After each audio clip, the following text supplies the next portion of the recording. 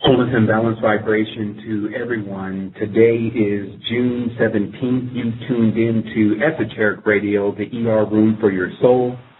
And we're here today with the show iActivate, which is 2 hours long, a straight question and answer session, and also, of course, me revealing some things that were recently discovered. I'm here with my co-host, Kyle Moon, and we're just lined up for this excellent show and amped up and motivated. Wholeness and balance vibrations. Thank you, Sevan. And I just wanted to thank everyone for posting their questions on the Resistance website. Thank you so much, and this really helped us out. So I'm looking forward to this show. It's going to be a really great show. Awesome. I definitely wanted to just kind of make a formal introduction of myself. It is to my understanding and understanding that there's a lot of people that are tuning in that don't know who I am or are new to the Resistance, so I think it's important, since today is a 2-hour show, that we recap just a little bit on what I'm about and what the Resistance is about, etc. Of course, people know that I am the author of The Code of the Matrix, but that's not just it. My background is full of experience of the spiritual and occult nature, and I'm just an individual that has pursued many different paths that normally would at some point stop a person from continuing to pursue. And that, to me, is religion. Religions are set up to allow a person to access the information and access the deity, and then the person feels like they fulfilled everything within their life once they reach the peak of their religion. However, for me, it was a little different. After I concluded devoutly in most religions, I had the persistence to keep studying and to keep exploring different things to see if I could reach higher states or make more sense out of what exactly I was learning. Not just believing and having faith, etc., but also getting the vivid reality and the vivid experience of what exactly was going on. And in that, I discovered many things, and it came to a point where I felt that it would be most important for me to share those things with pretty much anyone that would listen in the best way possible. And so that's really the inception of the Resistance itself. That's how it was born, was off of the idea of spreading high levels of esoteric knowledge to individuals so that they can have more clarity in what they're experiencing in everyday life, especially from a spiritual nature. Since that's happened, we've definitely gone down the rabbit hole, as it's called, meaning that we've discovered many of the deeper things that are taking place on the planet. And those things have been astonishing, and we found out it is true that truth is, in fact, stranger than fiction. And we've discovered so many things at this point that we're now making a system of it, or making more or less a way for everyone to see exactly what's going on by examining themselves inside, or what we just call understanding. We've now discovered that the body that we're in is a fractal, or contains all of the information of this universe. And with that knowledge and information, we begin to use that as our cipher to discover more things exact, which is first within ourselves and then watching how it redundifies outside of us. So the first part of this, I guess, again, let me just explain a little bit more about how this whole process came about for myself. When I was younger, I was raised in Wahhab Islam, which is a very strict sect of Islam.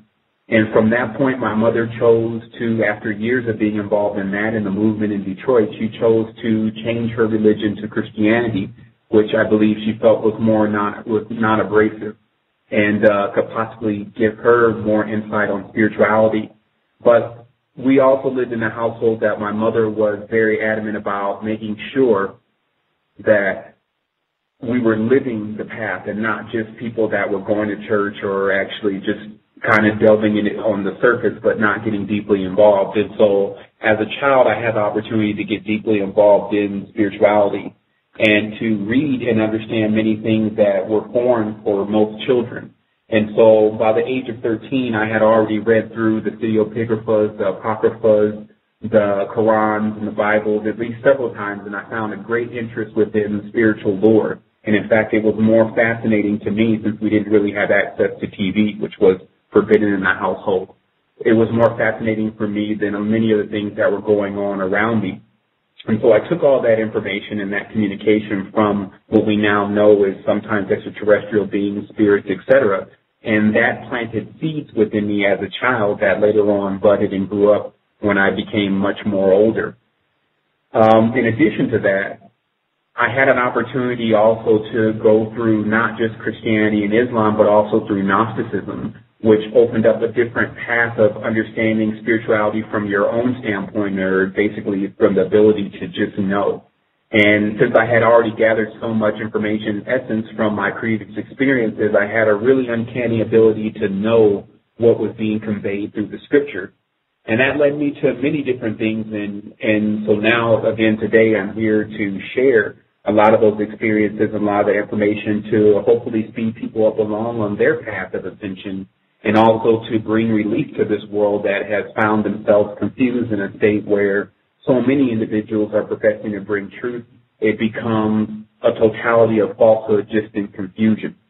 And so today, again, we're working on releasing that confusion from individuals to bring them clearness and clarity, etc. The first thing that I wanted to talk about today was the etymology of many different things. What we've discovered is that every single word, name, main, or amen, which is all an anagram for the same word, has a power and has a meaning to it. And this makes up the whole construct of what we're calling the matrix, that the matrix itself is built on a particular language, and we are encouraged to discover the full meaning to that language, and we feel like that will become very important in allowing a person to gain more insight on exactly what's happening here on the dimension. One of the main things is to discover within the English language is that the English language was constructed for basically slaves. That there are many things that are written in Arabic and in Amharic and many of the ancient languages that explain very clearly what's taking place on this planet. But those things were never translated into English because it was already known that those who would inherit the language of English would be at somewhat of a disadvantage within their level of knowledge, intellect, firmness, etc. And we see that within the words letters and numbers. The root to the words letters and numbers are let and num. And if you take a look into your dictionary, you'll find that letting or let is the consent of allowing energy to be removed from you, as in also the term bloodletting. So what happens with the letters and the numbers, of course, it's easy to divine the meaning of the word num, which is just basically to take senses away from an individual, is what was discovered that with all the letting and the numbing of this particular language, which was 26 characters based on the cube that is also called the tetragrammaton, is that there was a large amount of energy being released and removed from the individuals that were carrying that language. And this later led to a zombie-like state in which they walk about the dimension not seeing what's in plain sight or what's obvious, just as those words, letters, and numbers. And it's important for us now to understand that the body is a microcosmic diagram or map of exactly the levels of communication that we can engage in on this planet, or on this, actually in this universe, because we're hyperdimensional. So if we choose one form of communication, then we will only be able to get a small portion of what we truly mean to get across to other individuals. So that should also be known within this conversation, is that I'm using my mouth to speak with you, so it could never be the same as the one-on-one interaction, which is what we're building towards now. But to understand this microcosmic map is to first start with your feet. Your feet work as a form of communication through dancing. So if you notice in many of the indigenous tribes and things of that nature that they practice dancing within a large forms of communication, especially with their deities or with their ancestors, etc. When you move up from the feet, you get to the sacrum, which is, of course, our private part, as they call it. But as you see, this communication that goes on in that area is sexual. So that is another level of communication. But what you will see is that when you rise from the bottom and you continue to go higher in your communication, that the communication that will come across is more sophisticated and also caters to a different kind of being. So as we continue to move up from the sacrum, and there's going to be a few areas that I'll skip because it's a little bit difficult to explain the communication that goes on with those areas, but to make it very clear, we can move then to the heart, because there is, of course, a communication that goes on with the heart, and the heart is an anagram for the word earth, because this allows you to communicate the heart with all of the things that live here on this planet from an earthly level. That means animals, that means trees, etc. When you move up from that, you get to the hands. And the hand signs or sign language or mudras is another form of communication that finds itself higher than the ones that are below it. Moving up from there, you get to the throat and the mouth, that's talking and conveying your message through verbal communication. When you move up from there, you get the nose, which is the senses, your smell and the essence itself of you being able to detect things that are around you with this other sense. You move up from there, you get to the eyes, and if you find that many people that are on higher levels of consciousness communicate through the eyes. In fact, one of the major symbols that are used by the luminous is just an eyeball. But many individuals that have gone into the astral plane find it filled with eyes, and those eyes become gates that begin to communicate with the individual on a whole different level. So moving up from that, of course, we have the frontal lobe and the crown chakra and the communication that's associated with that. And so now you see that the body was calibrated to have a hyperdimensional level of communication. So if you're only using one of the integers that I just named to communicate, it also shows how much more you can expand into higher levels of communication. In addition, noticing how it may even be possible for you to communicate with all of these levels at one time. And just imagine how clear you would come across to the person that you chose to communicate as such with. But there's another thing about communication that we really need to look closely into, which is about planting seeds. Every time that we say or do something within these levels of communication, there is in fact a seed planted on these levels of consciousness. And it also becomes a fact, just like if we look at the chakra centers, that each of these levels of consciousness also correspond to a particular planet that we call the universe. But in many cases, we think that the universe is out there and millions of light years away. And in fact, those who are making those statements may be millions of light years away from realizing that it's actually inside of you. And that at every single moment, you are on a certain frequency or on a certain planet or channel that corresponds to where your whole psyche is located. So many people choose to speak from lower chakras while some choose to speak from higher chakras. But the fact is that any time that you make a gesture with any of these levels of communication, you send a seed or plant a seed into these dimensions. So it becomes very important for us, because we are creators, to watch what we're creating, because in addition to our creations, many will fall on fertile soil and it will grow. And we will have to deal with whatever it is that we create or manifest at a certain point. This is the entire reality is dealing with this now. So it's also important to understand that you can have people that are living on Mars in their consciousness, very warlike, very dominant, etc. Or people living on Saturn, very bitter, very slow. These things of this nature are standing still in their consciousness. So it becomes really for a person to understand themselves and to look inside and see, well, what planet am I on, or am I universal? Am I going through all of my planets, all of my chakras, all of my centers, so that I can get a complete understanding of what's taking place in the reality? Because the fact is that any time there's any type of miscommunication or any type of block in the communication, what you will find is people will often be confused or misunderstand things and how they actually are.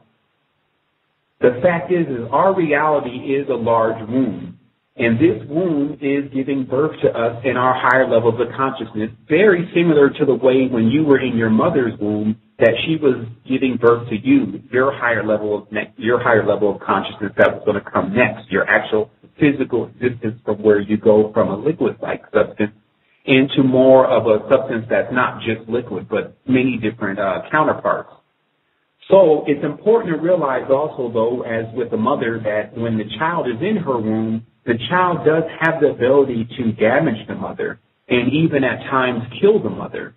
And so it's important for us to look at our planet on a whole as a mother that is attempting to give birth to us, but some people are breached. Some people are consuming more than the energy than the mother can even handle, and it's taking a toll. So it's important for us to step up to our positions now and to assist our matrix, our womb, to giving birth to us completely and the ones that are also coming behind us. And this leads directly into a very deep level of understanding that's very simple. And this is just about how you should act when you may be aware that you could be dying. Now, the first thing to understand is the word die means to split in two. So people need to understand that their natural nature for growth is not to die. It's actually to continuously grow and to continuously expand. So the whole act of death is the indication that one may be possibly going in the wrong direction, although any person can choose what direction they will go in, but as a resistance faction, we are ascending. We want to go higher. So for us, it's the wrong direction to go lower and to descend and to get more ignorant, etc. We want to increase. So because of that, generally, if you're in any situation where you get true information that it's possible that something can be trying to remove your life, whether it's Monsanto's, whether it's Illuminati, whether it's water supply, whether it's radiation, or whether it's a myriad of things that we've now discovered is going on or always known is going on, there's a certain way that you act. And for me personally, I can remember certain times in life, not many, but where I was in fear of my life, that there was a situation that was occurring and I thought it would either hurt me very badly or possibly kill me. And how I moved at that point, I make personal note of, which is generally you're screaming, you're running really fast, or you summon superhuman strength to get yourself out of that situation. So it should be very clear within the psyche that if for some reason you've been learning all this information that's telling you that something is attempting to remove your vitality away from you, if you don't immediately react against that and protect yourself and stand up for yourself, then you have to check yourself to see if you may be under some level of mind control. Because only mind control could stop a living being that wants to preserve its life. As you see within nature, everything is about preservation. It's one of our basic instincts, something that wants to preserve its life, not paying attention at all to all the different things that it could do around them to ensure that not only their life is preserved, but also the ones that are around them. So, very simply, if you know something's going on in the dimension, today I incite you to actually gather your energy because it's not a game, it's not a joke. We're not here to entertain you. You see this going on all around you, but we're aware that there is a sickness that is spreading across this planet and has been the sickness itself has been something that's been cultivated by a perpetrator, entity that actually exists amongst us, that is intrepid, that we cannot see at times directly. It chooses not to fight us head on because of our level of power, but it chooses to try to remove our life and remove our seeds in the most subtle way possible so that ultimately it ends up removing the life from this planet entirely. And so I face no end of how many individuals that don't actually believe that's going on and actually believe that we're just supposed to relax and to imagine that this is the natural form of life and this is how all things grow and go, etc. But I'm here to say that that's not exactly how I feel. I feel personally that it is the duty of the strong or the intelligent to uphold the weak or the ignorant until they get to the status or that status. Meaning that everyone plays instructors and masters here on this dimension. Some people can play a master at teaching you a lesson, and it may be negative to you, but they become the masters of that negative lesson. And as I said before, the higher beings already understand the nature of spirits, which many of us are spirits and souls, which many of us are, almost all of us are spirits and souls. But the fact is no matter what, whether a person has a positive or a negative experience, it will always be growth for that soul. So it should be very clear on the role that the higher beings play versus the role that you're supposed to play in this reality, because it's asking you to act at all times. It's asking you to not be a child and childish, and it's asking you to actually grow up into an adult and a more advanced being by handling the situations that are presenting themselves in your reality. So what I wanted to talk about before we get into answering the many questions that have already been posted for us today is I wanted to talk about deadlines. The very interesting thing about consciousness now to me is that there's been people, at least for the last 4 or 5 years, that have been talking a lot of stuff about how they're going to change consciousness and how they're going to how things are going to change. There's going to be aliens that are going to do it, and we'll see that the whole reality will morph into such a better place.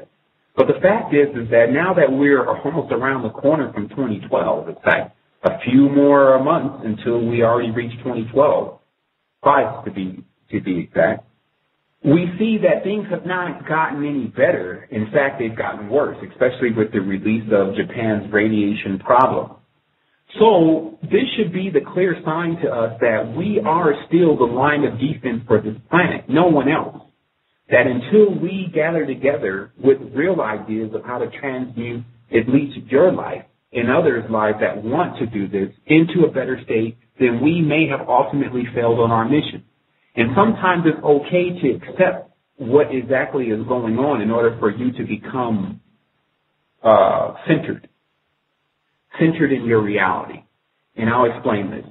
In many of the different times that I've had an opportunity to catch myself up into higher states of consciousness and meditation and things of that nature that went into really high levels, I found there to be a very important sense of understanding where exactly I was in time and what exactly was my mission here, who exactly was on the plane with me with possibly the same mission, and what exactly was the agenda or the enemy or whatever. Basically, I started to discover that there was very little finite information that we had about what exactly we were supposed to be doing here. And this comes from the byproduct of not being able to use the total brain or the total senses all at one time. That the biggest problem with most people is that they can't remember every single thing that they need to know at one time. So when they make the next move, they don't make their next move based on all of the information. They make their next move based on the information that they can remember. And what ends up happening when you're fractal is you can remember very little. So I have to explain more or less the beginning of this planet and what it was like before it became fractured or before it became schismed. And that was in a perfect 360-degree state. Now, 360 degrees just equals for us a perfect sphere or circle, so thus the rotation is not on a wobble. What happened with our planet is it faced a level of catastrophe, in fact an attack, which was done from what appears to be Mars, where our planetary system, our ley line system, which is what charged our bodies, if you read in some of the old Reader's Digest books in regards to ley lines, you'll find very clearly, even though those books are old, that it was already discovered that the ley lines were here to charge UFOs. But the fact is that we understand the UFO, or the unidentified flying object, is none other than the person's field, and we can even go beyond terms like the Merkaba. But the person's actual auric field, when they choose to use that as their vehicle, can take flight across the universe. But it has to charge across lines, or basically just go in this straight line of magnetic electric energy, just so that it charges up and then it flies back off again. We found out that line and those lines and those charging systems have been broke. And that's what you'll see if you go to many of the ancient sites. You can watch the ley lines, and then you can see extreme fissures or cracks within the ley lines where they've been basically misaligned. So this becomes no different than when in a person's body their chakras are not lined up, or their meridians, as it talks about in the Chinese acupuncture, are not firing off properly. And so that was the first attack that took place on this planet, because as above, so below, meaning that they want to affect the larger entity or being, and that will subsequently affect the smaller entities or beings. And so what we understand is Earth is very large, and her auric field extends far out into what we call the universe. So if for some reason she comes offline, then that means all the beings that are born of her, as it says, born of woman, and no one should argue about that, we are born of woman, they would also be misaligned and thrown off too. So that is the secret to where the faction that we're just calling the reptilians said that they could get to man through woman. So the fact of the matter also is that the planet's ley line system is set up in a way so that all of our chakras can be activated and turned on at one time, giving us this hyperdimensional perception and communication.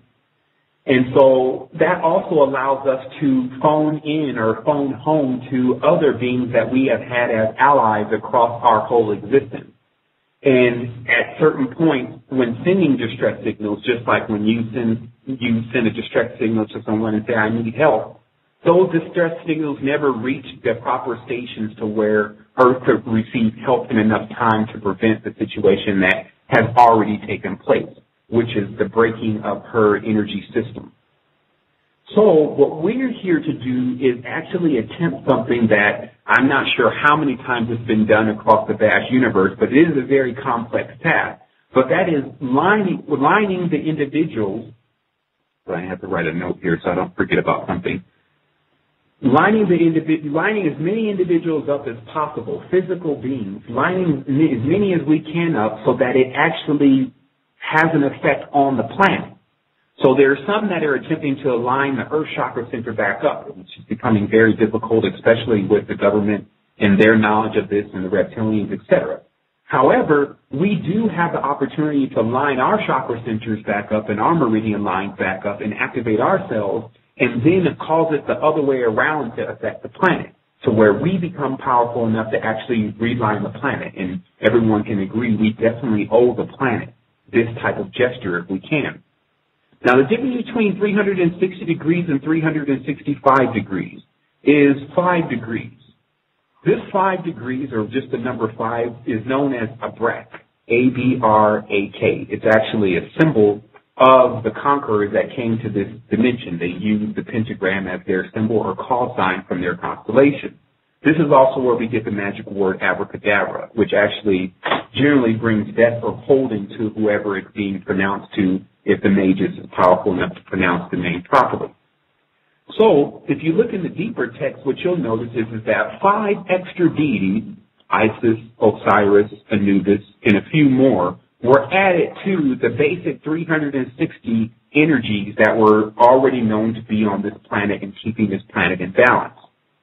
These 5 extra entities actually threw this planet off of balance. So I'm showing you a redundification of the same thing, which is how a planet's grid system gets broke. So this can be more like a very fat person coming and sitting on something that needs to remain in balance, but cannot remain in balance because there's 5 extra very heavy things resting on it, and it's wobbling, but almost causing it to fall altogether. So people need to understand very deeply that the deities that were just recently added to this energy system, which we call a pantheism, have actually unbalanced the system in a way where the system itself is suffering and attempting to regain control, but it's already been knocked offline.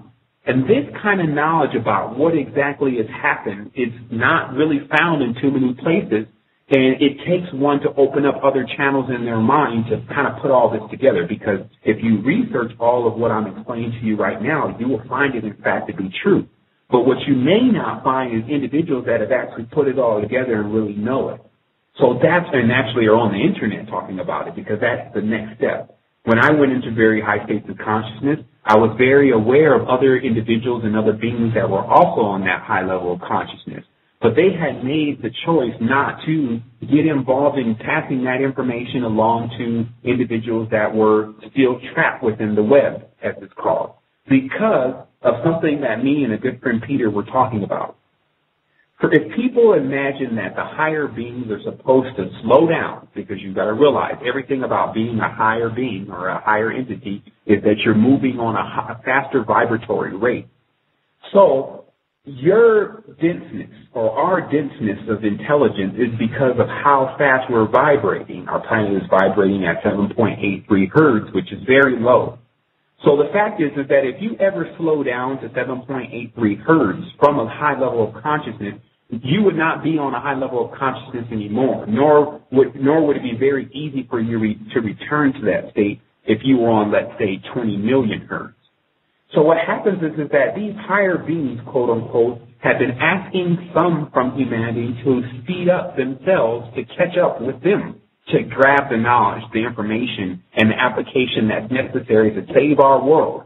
But they cannot slow down to give us that information and stop and dock and all of the stuff that these people with the New Age movement have made people believe is going to happen. It's just not going to happen. It's for us to speed up. Because there's another part of this world that was very mystical, which we're calling Midgard, that was alive and kicking before we got to this state of consciousness. This dimension itself was more like what I'll call just the Elven kingdom. And these words, 7, 12, and 11, all hint to elves, or that there is another race, because the numbers are archetypes, that there's another race of beings that has already existed here for a long time, and they faced a battle. And in that battle, they lost. And that battle is also located in your modern series called The Lord of the Rings. And the Lord of the Ring is, of course, Saturn, because he's the only planet with the ring. And each of those rings are levels of knowledge and intelligence, just like you would see with a tree. Age brings another ring to the tree. So what happens is that in the elven or angelic environment, what we find is the story of the fallen angels is really about mankind and woman. That they were once at this very high status of intellect and ability, and then something happened and took that ability away from them. And they are struggling to gain that back. So this in itself is a war. So it should be very clear to individuals that this is not teddy bears and rainbows. This is about something stealing consciousness and desolating and killing things that have been planted and grown for a prolonged period of time by our ancestors and those that have really cared. And it's being sacrificed in front of us. And we are made to watch it and to deal with it, even being told that it's okay.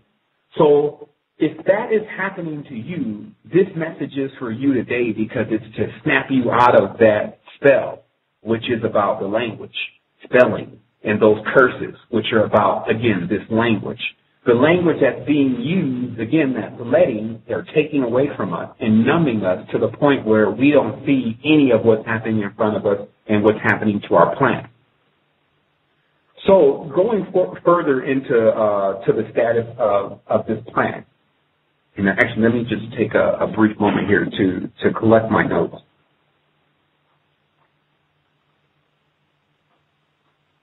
Okay, so what you'll find is that if you look now, there is at least 2,000 to 3,000, 4,000 books recently published within the last probably 1,000 years based on the occult.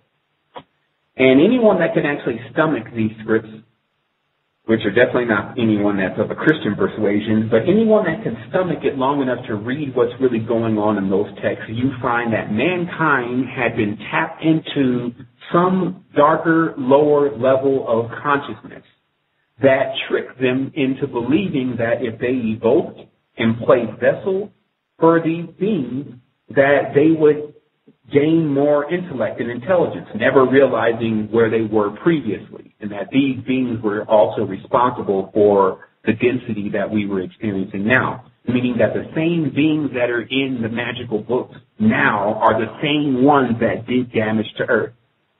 And there's one particular version of those beings that I want to talk about today, and that's the Dukes, D-U-K-E-S. Now, many of us actually are from the U.S., and there's people from all abroad, but there's many people on this line that are actually from the United States. So it's important to understand what exactly just happened within the United States, especially with the advent of George Bush and his regime, which I'll give the term Dukes. Because the flag that they carry, which is what you see as the X or Omega, the Confederate flag, which is exactly the flag used on the show Dukes of Hazzard.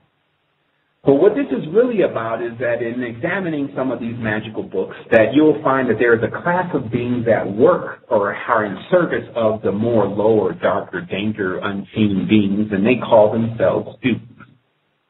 And what the Dukes are responsible for doing is actually bringing about desolation to our planet. And how this began was, if you notice, it began with drugs. Very strong drugs, mainly opiates. It becomes just like the Lotus Lounge on the movie the Percy Jackson and the Lightning Thief, that there was actually advent of a large amount of opiate-type substances within our reality. And this happened in China first, where China faced India, the import from the British into, let me just reword this again, that China faced a large importing of opium from India by way of the British. So the British and the dukes that lived there began to deal opium into China and basically took out a whole generation of children by allowing them to become very dense and very slow in consciousness. And in fact, now, many of those kids are now grown up, and they become very subservient to the regime that China is pushing with the Brotherhood of Hong, 888, etc. So that's what's being faced on that end. So there's one technique being used here. If there could be a generational gap within the youth, then that generational gap would cause a whole lapse in consciousness. So we find that they did it there, and then in the United States, with the youth that was growing up there, not only the cocaine, but now the heroin, which is being imported from Afghanistan, which is why they were the reason why they're in Afghanistan now, is to get that opium and get those drugs and send those drugs into the United States. So you see, there's something very, very deep and sinister that's also going on here that most of the time when we're reading the esoteric books and things and not catching up or keeping up with current affairs because we don't want to see the mayhem at times, especially when we're trying to focus. But it's still something that's going on that's very important for us to understand, which is right now, first they came out with the Oxycontin and got many people addicted and hooked to that. And then the next thing was the actual real heroin. And so now on the streets of California and many across the United States, you find a whole generation being strung out on the horse. Or is it a nightmare? Or a nighttime horse?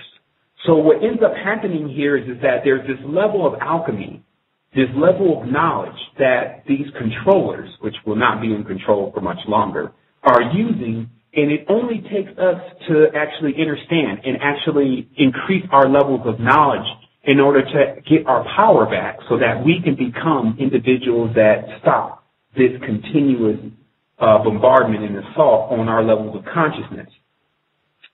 Now, to get even deeper into this, people need to understand that Texas itself and many of the southern states held most of the grain and food that was necessary to feed all of what we're now calling the United States. Just as Monsanto is now moved in and is holding all of the patents and things for seeds and muscling their way in so they can control the food once more, because they know the main way to control a mammal, which we are, is to just control their food supply. And so the fact is that we have something that's really going on in our dimension, and it's really, really not apparent to most people, but I want to make it very clear for us today on how it works on all levels, mental, physical, and spiritual. So what actually is happening now, if you see that Texas has one particular symbol, and it has the pentagram as the symbol, one lone star. So we understand that the star itself, or the pentagram, is a pin. It's a place to hold things. And if you understand bullfighting and the rights of Mithras, and you understand all of the culture that's being passed around in Texas, then you understand what the whole plan is for that state of consciousness, which is to eventually imprison everyone. Because the southern states were only able to keep control of the food supplies and produce the food supplies of the rest of the United States through slavery. And those that sought to abolish slavery were the first ones starting to make the move in the proper direction of getting this whole system to topple this whole system of enslaving beings, not just across in Africa, but across the universe, and continuously using those techniques to boost a system that was counterproductive to the beings that were working it. Slavery does not work out for the slaves. And so the fact is that if you understand that George Bush and that whole faction, which expands into many different individuals, but you can do your own research on that, are also the ones behind FEMA. And FEMA, in fact, is the faction that is building up all of these pens and all of these prisons, et cetera, because what their plan is, which will not succeed, is the same thing that they're doing in Texas right now, which is that they have a bunch of people locked up in prison, which in this case is mainly African-American males, but they're actually having them work and produce things for free. And so there's a large part, as they see it, of the reality or people in the reality that they can't utilize anymore. And these become the people that are poor or the people that don't have skills or as according to what the skills that they want them to have. And they're thinking, well, how are we going to get rid of these people? How can we make some use of these people? And if a person wants to deny that this is even going to take place or even happening if it's not stopped, they only need to look at one thing, and that's just how our finances and our money really work. If you notice that states such as Greece right now are complaining that they need, I think it's $30 billion, something of that nature, to stimulate their economy because their economy is about to collapse. So, in fact, there's other countries' economies that are probably going to collapse before the United States economy, and there's other economies that have already crashed. But the fact is, look at what's really happening here very clearly. They need the $30 billion or whatever so that they can stimulate their economy. The economy is not stimulated because the people have to buy more things. The people are buying the same things that they're actually producing, meaning that what stimulates the economy is that people work. What people are working for is the same thing that they're buying, and this is the vicious cycle. So as long as the person desires to have more, then there will always be a continuous budget deficit because there needs to be more things produced so that people can buy them so that there is more jobs. So if you really look at that whole system, it's only a matter of time anyway before it collapses. But we find, in fact, that's what it was designed to do. It was designed to give people so many options, consumerism, or the Sumerians. Remember, most of the Sumerians were slaves. Consumerism is about eventually getting people to a point where they become so dependent upon their controllers that they have no choice but to ultimately sell themselves to the controller. That's the end-game strategy. So, with being aware of all of this, me, myself, I've also seen several different loopholes that could be gone through in order to escape it. That I was not just daunted by the information, which generally turns most people away. They hang up the phone, they log out of the resistance and close their profile. He's a fearmonger. Meanwhile, trust me, the situation that we're going through, which is trying just to get ourselves together and try to be happy every day, is nothing like what they're facing right now in Africa and Darfur and Gaza, etc. So these people that can't even just take some words, like you say, sticks and stones may break my bones, but words may never hurt me. These people, yeah, right. The people who can't even take some words of what really is going on and before they get all bent out of shape and get all upset, they're definitely not going to be the ones that are going to be carrying up the front line of saving humanity because they can't even accept what is exactly going on, even though we're 1 year away from the big deadline. Now, what the 2012 was designed for was exactly this. In all cultures, what you will find is that it was very important for them to record what they called Judgment Day, because Judgment Day was only a time in which whatever kind of being you were, you needed to have assorted your royal oaths, or you needed to have all of what you were going to gain in this environment or in this dimension together before that point, because that was the time in which everything would change. And so these things do us very well because I'm sure if there was not a 2012 looming in the distance, then most people would not even be doing what they're doing now as far as advancing their consciousness. So many people are asking me now, is 2012 really going to be the end or the beginning or the major transformation in consciousness, or is it going to be another one of these fake rapture things like the guy on the news is continuously inventing? Fact is that 2012 or Zion is happening now. That it's pre-Zion. They are attempting to make a move to enslave all of humanity even to a deeper level than it is now, but we can stop them. So the first part of AA, like they call it, Alcohol Anonymous, AA, or the Illuminati, meaning a system that actually is put in place to break habits.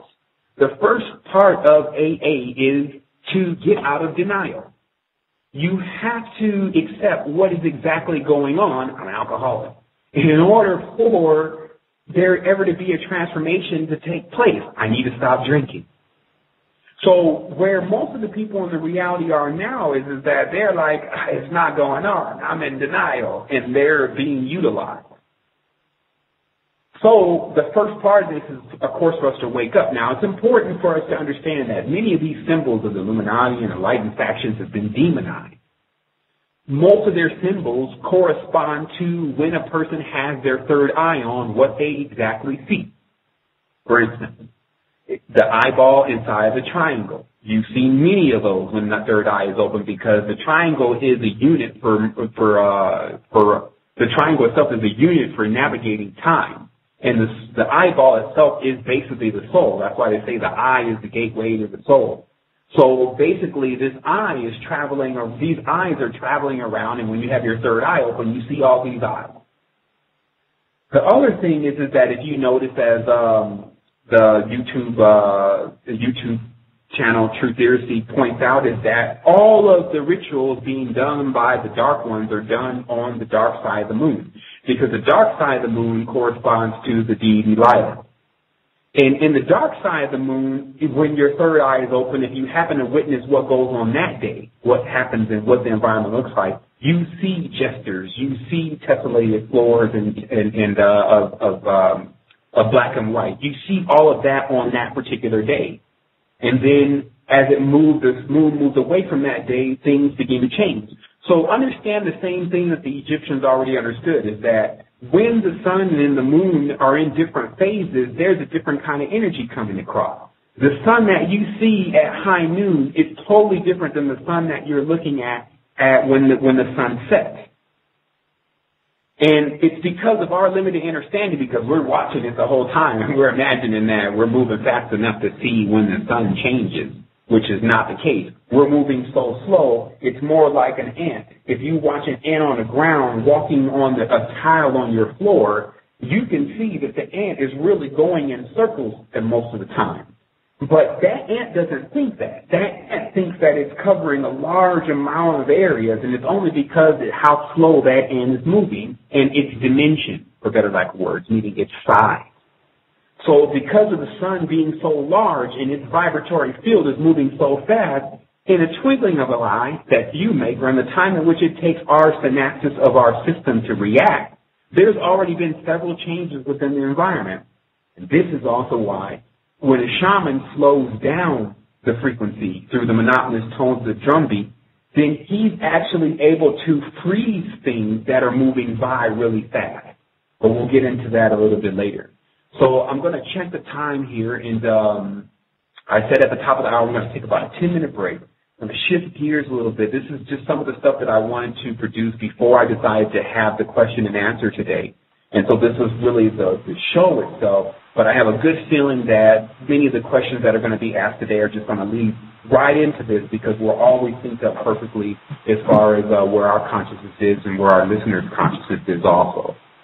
So I'm just going to turn this over to Muna for a moment so that she can actually let me know what time it is on the switchboard, and if we're prepared to get ready to take that break so we can come back and start answering some questions. Okay, so the time, you got 10 minutes for another hour to come. And just for everyone to know, the number to call is 347-996-5688. And I'm on switchboard, so you just press 1 to raise your hand, and I'll be able to add you into the show live. And yeah, so if you wanted to take a break, Sevan, I can also take over for you for 10 minutes and just talk about some things that I feel that needs to be said in alignment with this show. Awesome. I mean, yeah, that would be completely perfect. I also wanted to, that'll be perfect. And then what I'll do here is I just wanted to mention one more thing, because it's important for me to mention this. And it was one part of my notes, and I just kind of skipped over it for a brief moment, but it's important for it to be said now. If you feel discouraged for whatever reason, like if this information is becoming a lot for you and you just need to tune it out or you need to tune off, don't do it now. Because the fact is that any time this kind of thing is going on, and you as an advanced being have showed up on a dimension that this kind of thing is taking place, it's right to be emancipated.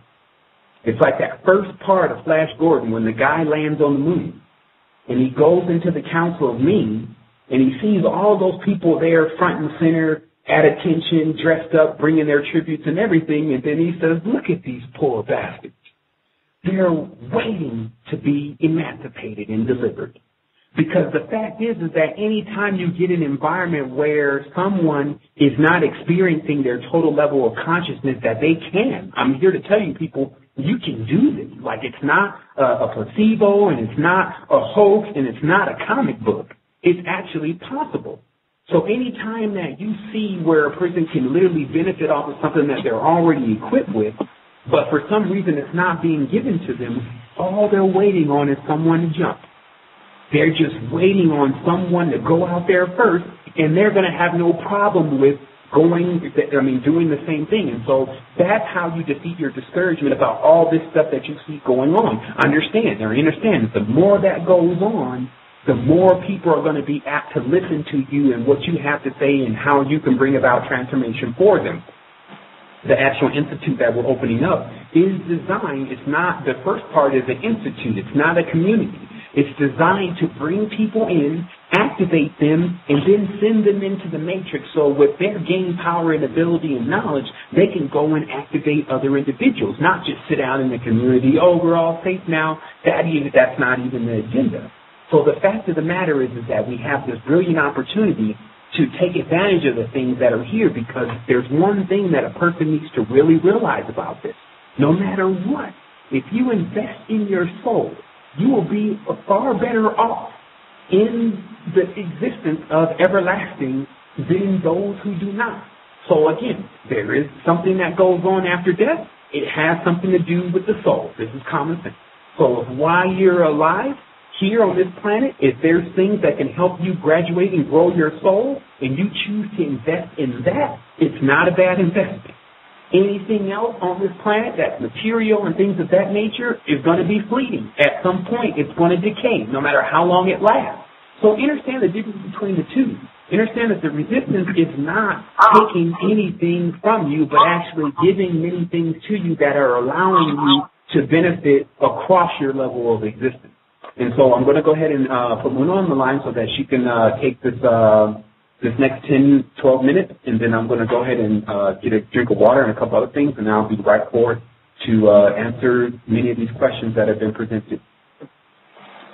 Okay, great. Thank you so much, Sevan. And once again, the number to call in for questions is 347-996-5688. I also have the Blog Talk Radio, Esoteric Radio chat box open. You can also write your questions there. I'm keeping an eye on that. And if you're a Resistance member on the website, www.resistance2010.com, there's a Resistance chat box that you can also post a question. So in alignment with everything that Sevan's been revealing today, and just what he was just saying right now, because I was, contemplating how can a being that's listening to all this information take it all in and feel empowered by it, because it's, if this is the first time that you're hearing this, obviously it's going to, cause you to be unbalanced and feel powerless because you don't know where to start. And from my own experience, once I started getting involved and finding out more information, the more that I was learning, the more I was starting to feel, kind of lost, and I didn't know where to start. And really, from the perspective of us, from our current life, our daily reality, you really have to start with you, and you really have to cultivate a lot of courage and a lot of power and a lot of presence in your daily reality, and that is just always being aware of your thoughts, because you have to remember, we are in this place, and it is called an atmosphere, and if you look at that word, it says atmosphere, the most fear, and if you're constantly thinking and worrying, you're creating a lot of fear, which will attach to your body, to your spirit, to your consciousness, and that will plague you daily. However, when you start to train yourself, you have to become more disciplined. I think almost to the level of an athlete. Why do athletes train? to become the best? Why do, anyone that wants to do something, first thing they go after is the body. And that's what we need to focus on in our daily reality. Now knowing all of this information, go after the body. And it's really simple. But at the same time, it's our habits. Our habits make it really hard because, again, we're in a program. We're still in the matrix. Many of us are in it. So we have to deprogram ourselves. And we deprogram. We tune back into the body, becoming conscious of it. Some people will do it in many forms, just being really present in anything they're doing. If they're at work, they're present. If they're at home with their family, they're present. Just constantly being aware of your interactions with other people, the ones closest to you. What are they always triggering? And do you have a lot of emotional pain? And that's where it all starts, because this planet that we're in, our Earth, our mother, it's like it's in pain. Obviously, it's from the heart. And also, many of us have a lot of pain from the heart. And again, Sevan just said that the word heart is an anagram for Earth. So if our heart's in pain, obviously Earth is in pain. So we got to check in and tune in into our heart center. And all of us are always in the flow from the lower energies, from our lower chakras. And for me, I had to start studying the body. I had to start learning anatomy. I had to start learning nutrition. I had to start going back to my roots. And I was very fortunate to be raised in Africa, in East Africa, Somalia, and raised by my grandma who was a healer, who taught me just from her own life that whenever anyone is sick, whenever anyone's unbalanced, go after their body first. And we all know about now through our research that there's attachments. Some people call them entities, spiritual attachments. I just call them energies, really. Everything's an energy. And this happens, these attachments, and which creates a lot of fear in our bodies because we're unbalanced. We are not centered. And our bodies have become so polluted now, it's full of toxins. And obviously it's being done through so many organizations on purpose, obviously, to keep us in that state. However, once you start to awaken and become more conscious of this, you become empowered and you become more bold enough to start, eating the right way, going after foods that contain higher energies. And there are some of us, obviously, through our culture, they still have to consume, meat and, just from that upbringing. Even be conscious of that. I'm always the kind of person, I don't really promote a lifestyle. I promote high spirituality. Even though I'm a nutritionist, I really promote people to consume things that are high energy, and I respect everyone's background for that. But if you know that what you're consuming, has been, slaughtered and is kept in a really horrid condition, that energy of that being that suffered, that's going to resonate within your being as well. You're going to be aligning with that as well. So you have to be conscious of that. And there's beings that become very conscious, very present, where they can transmute that and within their body, even though, they're aware of it. And I've witnessed that. So it's a matter of becoming present. Your presence is the most powerful, powerful, powerful energy by you being conscious. And a practice of that is also through breathing, by being conscious of breath. And that's why in the English language you have the word inspire, inspiration, to breathe in spirit. And we're constantly breathing. However, many of us are shallow breathers. We're not deep breathers, obviously. And especially when we're in stressful situations, what do we start to do? We start to breathe really quickly from the chest. You have to breathe from the diaphragm, from the lower abdomen, expand it out. And, create that pregnant shape in your stomach when you're really breathing deeply. And these are all the techniques a being does to become balanced again, to bring back their power, their courage. And this will assist you in your journey in activation. And many of us now are activated. It's just incredible. This year alone, 2011, so many beings are awakening. Astounded, really. So many beings are awakening everywhere, finding out information, just going after it. It's important that many of us that are teachers out there are giving out the right information. If anyone is that you're learning from through, the media, the audio, videos, and things like that, If anything you're learning isn't empowering you today, then that is not something that is not, in alignment with your soul growth. And that's how I, for me personally, that's how I utilize information. If from what I just learned doesn't give me charge in my spirit, then that is something that is being manipulated to bring me into unbalance. And that is how you know from within, by tuning within, by aligning within yourself, how to discern. And that's a really important word in this path. You have to really discern what is here to serve you and what is here to that's here to not serve you. So you have to become an observer of your thoughts, of your interactions. What exactly is a pattern within you daily? And there are people that live in the matrix. They're very sensitive. You're surrounded by millions and millions and millions of beings that are just emotionally depressed. And that just, they're very miserable, obviously. No one is happy here, obviously. What happens is that this creates psychic pollution. And when the beings start to awaken, they start to, become very sensitive. And that's why everyone just wants to escape. They just want to leave. They just want to check out. And that is not what we're here to do. We're not here to escape. We're not here to check out. We're not here to run away from anything. We're here to take our stand, plant our roots, touch this earth with our feet, with our bare feet, and truly transmute this energy within our body. That is what is being activated is about. The fact that you can walk through a dense crowd full of many, many, many dark energies, I don't know what other word to use, and just transmute that in your body and still be charged and still be able to contain your high energy. Nothing's pulling you down. To me, that is when, a person has reached that level, being able to pretty much be like a filter and just activate others around you just with your presence alone, with the way you can look at people and just elevate them. A lot of this knowledge that you're going to be learning, we're going to get to the point where we won't even have time to sit and read anymore. We got to be, we have to work and we have to activate. We have to be in the state of action. And we'll be doing it through our body. And this is one of the levels that, the Institute is about.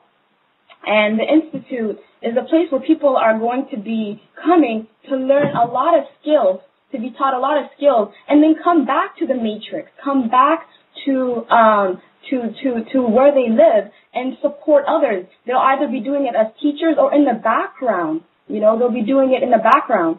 So what I'll be doing right now is just would want everybody to just take a moment, always, every single day, every time they're within themselves, and just deep breathing. Do your deep breathing. And there is nothing to fear, in this atmosphere. You really have to cultivate and bring back your inner power because we are the most powerful beings. And that is a fact. There is a reason why we're being kept in the dark, because we are the most powerful beings. So I'm going to bring back Sevan on the line, and we're also going to be taking your questions. And I'm really excited to get to these questions because it's going to explain a lot more information for many of us. So Sevan, when you're ready, we're here present with you.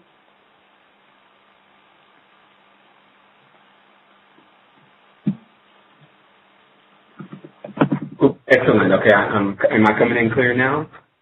Yep, you're coming in clear now.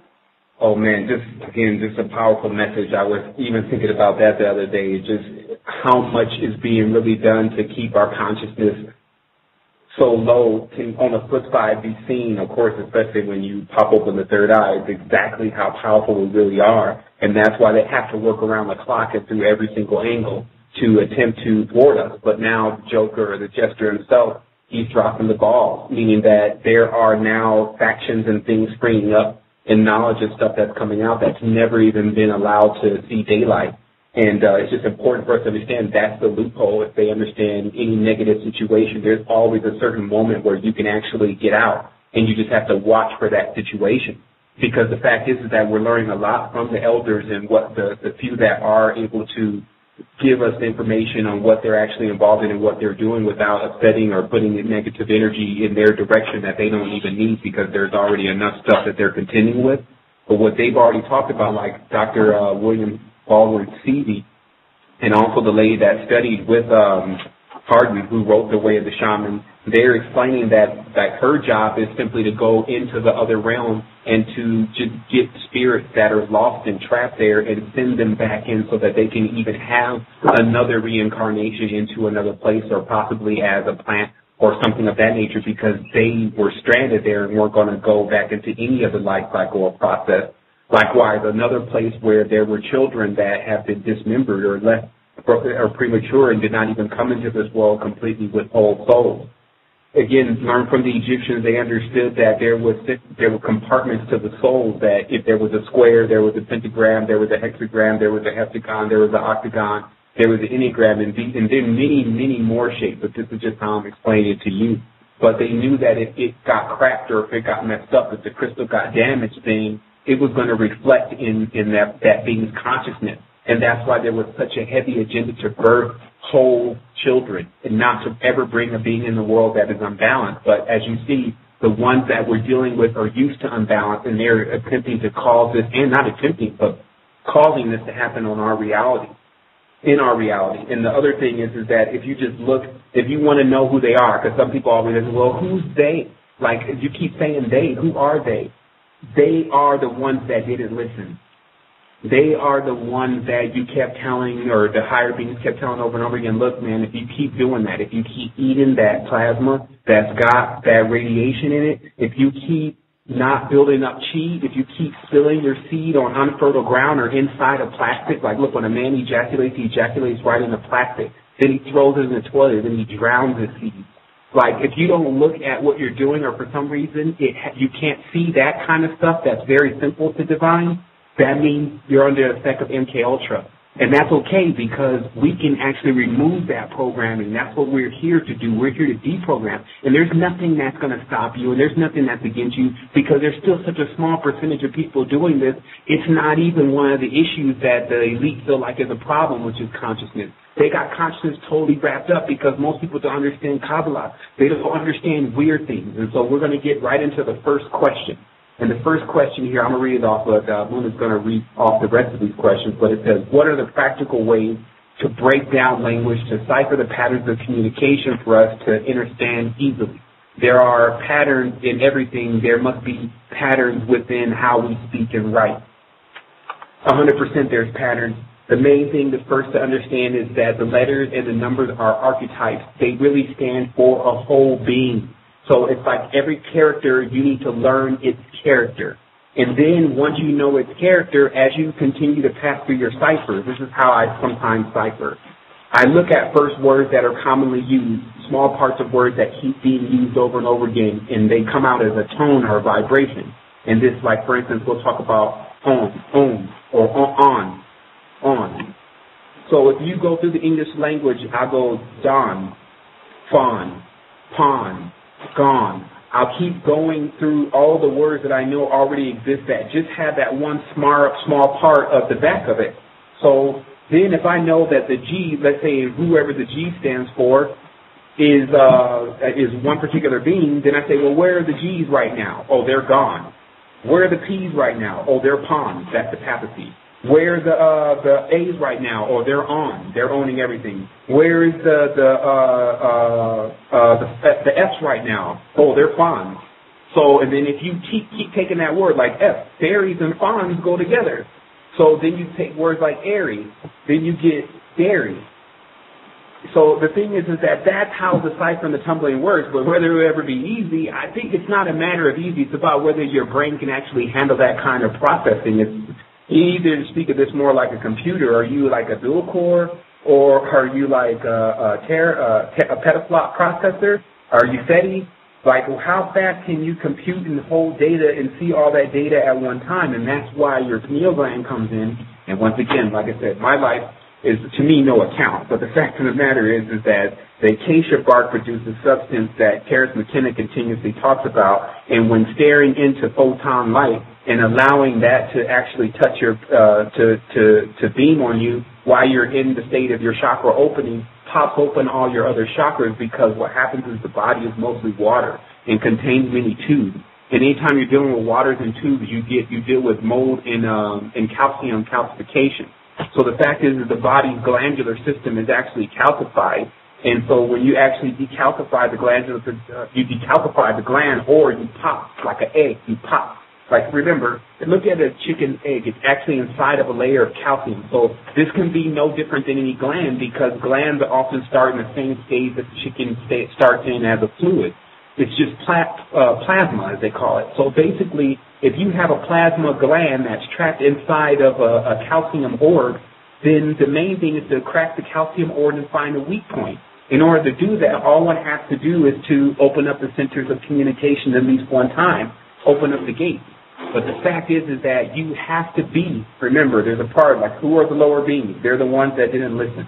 Remember, I'm telling everyone, even though I'm releasing this information to you, understand that it's not a game at all. You have to have people around you that know what's up and that they can see too, in order to keep you safe from so you can get your experience properly. Because what happens is, when you're going into this first time ever experiencing your third eye open, oh my goodness, do you know what can happen if someone decides to make that a traumatic experience for you?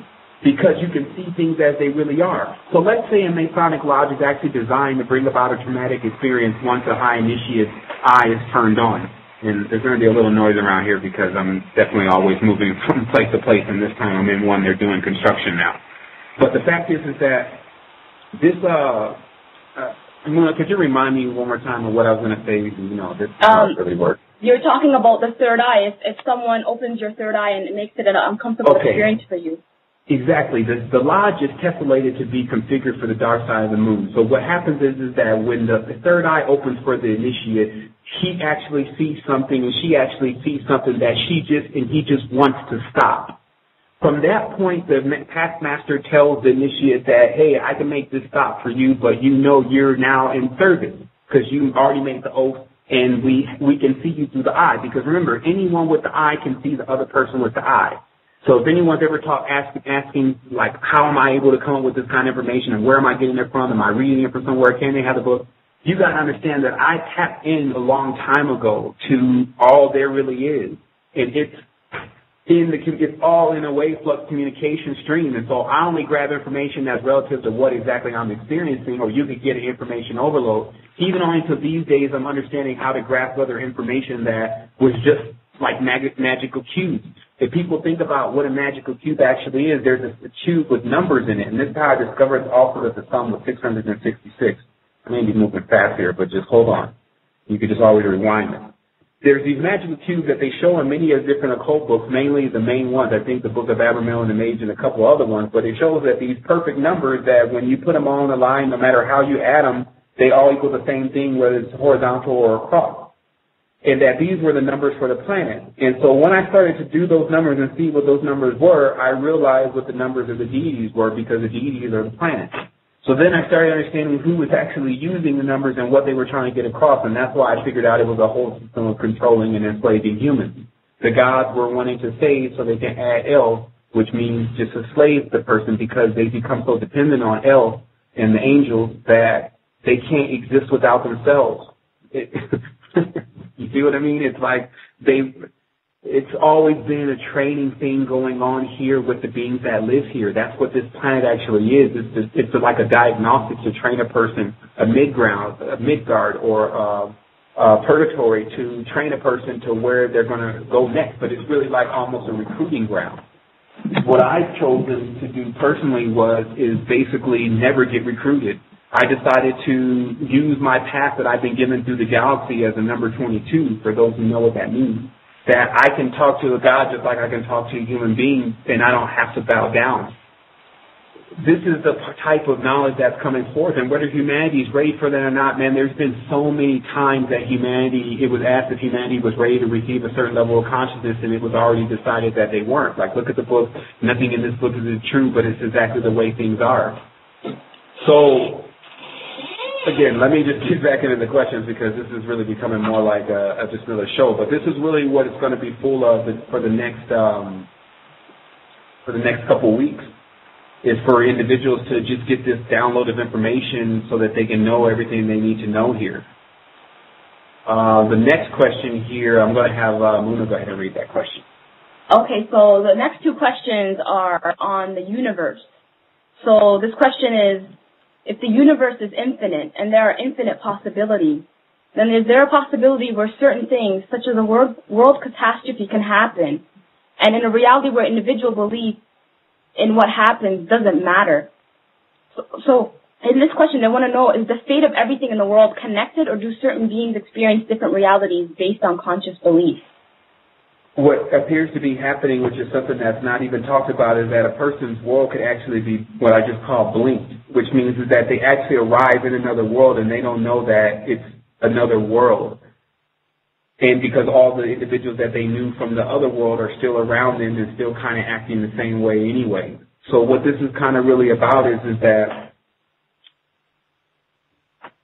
that's why I was talking about earlier in the conversation, are you living on Mars or are you living on Saturn? Because what you'll start noticing around you is that if you're living on Saturn, per se, in your environment, everyone around you will be Saturnalian.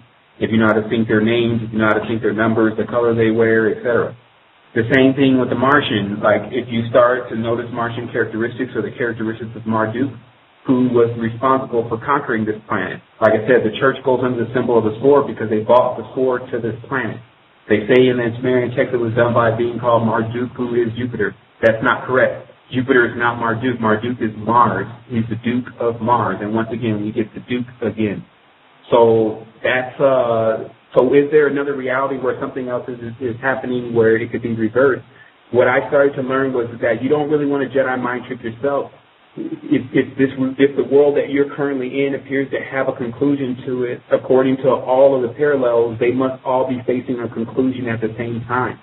So to change that here would be to change it everywhere, more so than thinking that one is already changed and you can go to it. Because such ideas lead to an expansive amount of time in trying to travel to that dimension when still being attached to this one through what we call the silver line. So this is kind of how you don't let your mind run away from you. Fix this one, the reality can still be changed. The shorter the time limit is, the more the plan changes. But there's always those things that keep planning, meaning the salvation of humanity has never been ruled out until the ultimate desolation of humanity. So even if it's one more day, trust me, if it gets all the way down to one more day before humanity's demise, you should see what the higher beings are going to really do then, because that's how they act. They're not going to act when there's plenty of time for there to be ultimate lessons learned. Remember, for a soul, whether it's positive or negative energy, it still makes it grow. You do, like when it was talking about, you have to become the transmuter for the negative energy at times, just meaning the stuff that's going on, all the stupid stuff. You got to be the one to actually get out there and to take that as your advantage, which means your advantage now is that the computer is a very destructive tool, but now we can take it to our advantage and utilize it for something else. A person's way that they act on every single level can sometimes become destructive for them. But to learn how to transmute that energy is the key right now, because many of us will not be able to escape an environment that don't have some type of negativity attached to it, because obviously that's what we're here for, is to convert those individuals who don't know any better. But to be able to show them that, and that's why we're talking about the activation, is because you can't just explain this to anyone. Like we're going to talk to you, turn blue in the face trying to explain to people this kind of stuff when none of their senses are really open because they've been eating certain things and living in certain places and were scarred certain ways and altered certain ways in their mind. So the main thing is to find first the ones, it's a domino effect. You find first the ones that actually have their level of consciousness already peaked and primed for this, and then you keep sending in waves of individuals to do work on all levels. So that's what we're talking about. So if you want to go ahead with the next question. Okay, the question is, what are your thoughts on the connections between the stars and humans or beings? For every star that exists, there's a connecting sentient being. Could the heavens be filled with the souls of beings, and could reincarnation and eventually become one with the universe? So basically they want to know, is there a connection between the stars and the beings on this planet? 100%. Not to mention that many of the beings that are born here, that their star are born first, the star appears in the sky, and then the person is born here. Also still realize, though, the stars are watchers and they're fixed. And in the ancient books, it talks a lot about the difference between a fixed star and one that can move, and that when a star can't move, it's chained down. And that's why it runs an orbit, because the orbit is known as the Great Chain. So what I believe is personally, and, everyone may have their different assessments of this, but the fact is that if I'm staring at you, that's not allowing me to do anything. So if the star is another being and it's just right there and it's sending its essence and sending its energy and sending its all that on you, why isn't it not on the other side of the universe? And so we know that many of these stars, in fact, play the roles of what the deities and spirits that are here. Now, again, what the lower realms are really about is misunderstanding and density and lack of knowledge and intellect. These type of things, lack of connection and communication. It's dark down there, so there's less communication and connection with light, for better lack of words, which is just the opposite. So they're just kind of only one way, because they can't see the other side to things.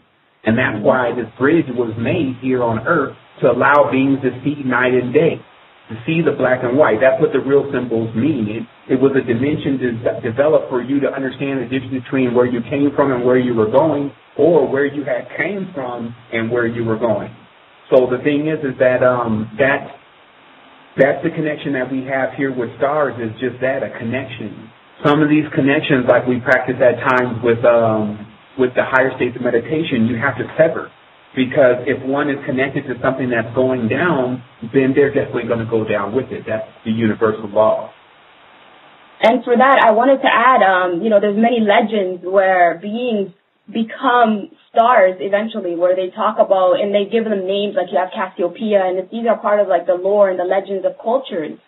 So Exactly. Well, when I was tapping into this question, they wanted to know, is that what happens? Do we eventually become these stars, and that way we're not repeating a physical life anymore? That's not what's happening. The stars are repeating physical lives within us. The fact is that the idea is to escape beyond the stars, to never become fixed. There's meteorites. There's other moving quasars. There's not just stars. Stars mean that you're a part of, I don't know if people are ready for this kind of information, but the fact is that the Arabs had named out the sky a long time ago, and they already knew all of the beings that lived in the sky, and they could evoke them through their energies. And this is not a problem at all when you have a third eye open and you have a light communication system active. So the fact is that, again, I believe that the main thing that we've learned from all of this, because I'm not saying that anyone's ever been here talking like this. The main thing we've learned from this is the ultimate product of it. Like, what happens after a while when you do have this very large emitting being that's continuously giving its energy to something, and then that thing or something doesn't learn its lesson. It becomes so dependent upon a teacher that it doesn't know how to think beyond the teacher. This is almost like a seed with a seed in a tree. Does every seed become just like the tree? Or does it depend on what soil it's planted on? And that's where the seeds are very similar to souls and very similar to ideas, that when you plant them, you have to make sure the soil is properly cultivated. So if you make your story good, meaning that all this stuff that's happening to you, what you owe yourself is to do something glorious, because then it'll make all of what happened to you worth it because of what you ultimately end up doing. But I believe when a person fails at their mission or whatever here on Earth, it scars them so bad that, as I saw, a person is forever in regret that they didn't utilize what was here. Like, obviously, when you get on the lower dimension, if something happens and you go to it one dimension lower, it's definitely going to be less than the dimension you were on before. So there's the extreme regret that one did not utilize everything that was there. And we don't have to keep looking into all of our future existences and where else we live at and all these different planets we may be from. Just look at right now and what you can remember right now. You know there's another dimension below us. It's there. So there's beings that live there, and they're denser. They're kind of ignorant. They don't get it. So the fact is, if you go there and you were already here, that's the saddest thing. So make sure it doesn't happen, because, like I said, there is individuals that you keep telling over and over again certain things, and then they don't listen, and then they end up down there. And they think, because I was going to reincarnate, I was going to come back. No one said that when humans reincarnate, they come back as humans. They just said when they reincarnate, they come back to cars. Car is the dimension. That's the other name for the dimension. So it just means that you'll be back here, but it doesn't mean if you'll be a bird, if you'll be whatever. So, or will you be your totem animal? Will your totem animal consume you? That's the other thing that people need to understand. There's a lamb and a wolf inside of every person. And as the brother said, the wolf will try to eat that lamb sometime if you don't keep them in balance. And so that's what I believe of this whole conquering of self is about. And like you were saying, start with the body. Man, start getting out there jogging and stuff. You make the body submit first. If it's a problem for you, don't think that this is all mine and about you with this big, strong Dr. Xavier mind. It's not just about that. The body has to submit because that's the one that's been reigning and keeping in control. You want to go to the next question? Okay, so moving on. This is just on thinking and thought.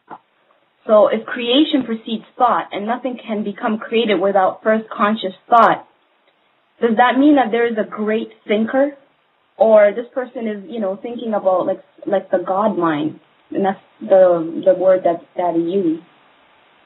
For sure, so, that's exactly what we were. That's what we were talking about. The last show was how they're bringing this to us is in the movie Inception. They need another architect, and they need this girl, and because she's got this ability to create very vast worlds in her mind. And so what it becomes basically who has the most imagination to actually think a solution for everyone. Are they do they have tapped into a level of hyper-communication to find out a way to implement something that will work for everyone? And this may be more simpler than we think because we've already started to identify the levels of communication starting from the feet. And so what really happens is that I would definitely say that a person could do, how can I explain this?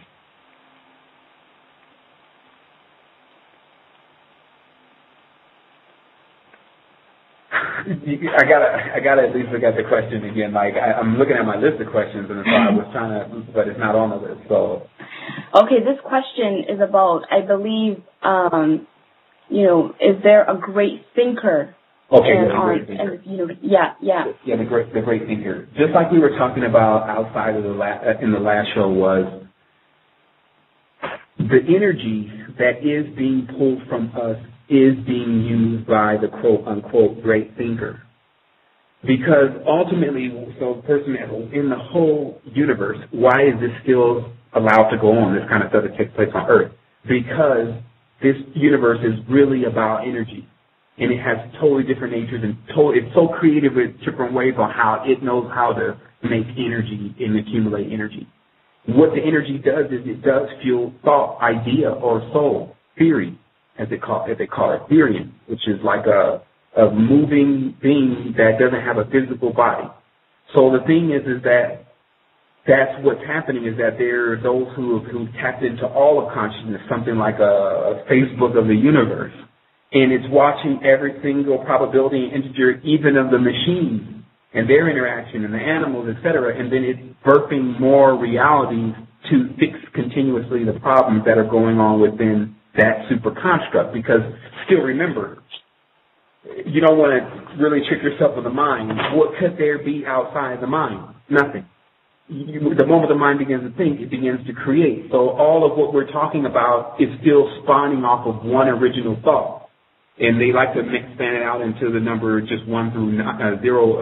1 through 9. 0 is not supposed to be written. So what happens is from 1 through 9, all the integers within that should be everything. That's what they're trying to say pi is about. And then, so no matter how much it unfolds and expands and contracts and gets what we think is different, there's still a core 9 in there that make up the whole thing. So what I'm saying also now is that since this is 1 through 9, and we can sum it up like that, and that gives us the realities, and realities are like what we're living. Because, man, remember, Earth doesn't just consist of Earth. It consists of all of the information that we've gathered now from these other planets. So that's now become Earth, too, because it's here. And that's where there's no separation once something makes communication or communion and joins with you. So other ones, for better lack of words, that are completely different will be just that. They will be so far off, like they would say, that the Bardic planes, it means it just doesn't understand, you can't compute what it is, that we need bridges to basically start to instruct us and teach us what exactly it would be like to comprehend what's next. And if someone asks, is that maybe what the stars are doing? Like I said, I don't want to demonize stars and say all the stars are negative and holding us here. I'm sure many of the stars are just the individuals who say, hey, I'll hang out for a while and spread some knowledge and things and my essence and stuff, and then I'm out of here. But, we'll hang out to give back what I received. That's also what's being really looked at there. Mm-hmm. Just to update that there is no questions posted on the chat boxes, and there are no callers who want to ask a question. So again, just for the callers, if you want to press 1 to get live on the air to ask a question, to ask Sevan a question, you just have to press 1 just to alert us. And also the number again is 347-996-5688. And just to let you know, Sevan, I think we have around 29 minutes left on the show. Okay. And did you want me to move on to the next question? Of course. Okay. Of course. This one's on reincarnation. So, was there a time where the ancient beings had a system of knowing or tracking when and where a specific spirit or soul will reincarnate again on Earth? When a person, after they transitioned after death. And these are not just the so-called messiahs. This person wants to know about awakened beings such as ourselves. And also, is this knowledge known to the few today? Is this known today? What's really happened is, it's not very difficult when you're into astronomy to understand when a star is born and what it's going to be influenced by according to the position that it's born. So to make it very simple, when the star appears, it comes under the influence of the stars that are around it. And so they understand the Earth in successions, like that. There's each time a planet takes his turn to rule or her turn to rule as king and queen. So what Earth faces is a procession of rulerships, whether it's from Saturn, whether it's from Mars, whether it's from Neptune, and it goes through these ages, and there's an element that corresponds to those ages that the planet is more like. And if we look back in our history, we'll find that that's what was going on. That element was the premium thing being used during that time. Like, for instance, the time we're living in right now, the element is gold.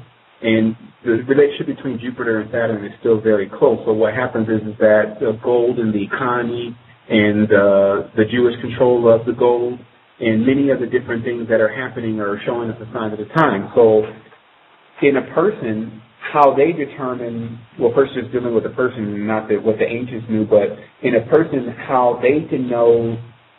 The only thing that you really should be studying and knowing stuff about is yourself, because when you start to get into where's the one going to be born at and blah, blah, blah, blah, it's easy for stuff like that to get incepted according to the reality that we're living in, that our reality is highly manipulated at times. So even just having the thought that there's one to come to save us automatically produces such a level of dependency on that one to come, and also the neglect that one may be used. Because of the integer, it's like, oh man, I calculated the day that the Buddha was to come, and that's not my birthday, so I guess I'm not the Buddha like I thought I was. That kind of extra information, what I'm discovering now, is becoming the most harmful for the mind. The mind has to have real exact knowledge to when it starts to think. It has to have real exact knowledge to think with, or else it just runs itself around in circles. So we know from the sky for sure that they can tell not only the time, the position, the name, and everything of when one is going to be born. That's very powerful. Generally, an occultation begins there. Occultation is the same, it could be looked at as the process that takes place with anything inside of a petri dish. The things that are around it start to influence it. So just like if you're born in a certain constellation, like Cassiopeia and Callisto correspond to the place of Ethiopia. So if you happen to be born underneath that star, you will be born also in that place of that descent, etc. And so what happens is that if you have watchers that are looking at the sky all the time for powerful people, then when those powerful people are born, they attempt to manipulate them into what I call the mass effect situation, where projecting a reality around you from the time that you're a child to attempt to cultivate you a certain kind of way, but mainly for you to be powerless. Understand there's a control point to all of this. The fact is that very powerful beings are very similar to weapons. The government just wants to control them. So there's a certain point, though, because what makes a human different than an inorganic weapon is there's a certain point where the human can't be stopped anyway. Like, it's not even, they can't throw any more stumbling blocks in your way and they can't, kill you and all that stuff it's not even a part. You're so much more powerful because the fact is that the density of this reality is because the beings that are controlling it are dense. If there were some very powerful, high vibrational people controlling the reality, then the reality would reflect them because that's what high vibrational beings are about. They're about reflecting themselves off of what exactly they're producing. Because it counts for them. Lower beings, they're about just trying to get things on their level. And that's why I said about the lower beings to be careful because all they're wanting people to do is to get on their level because they're stuck there.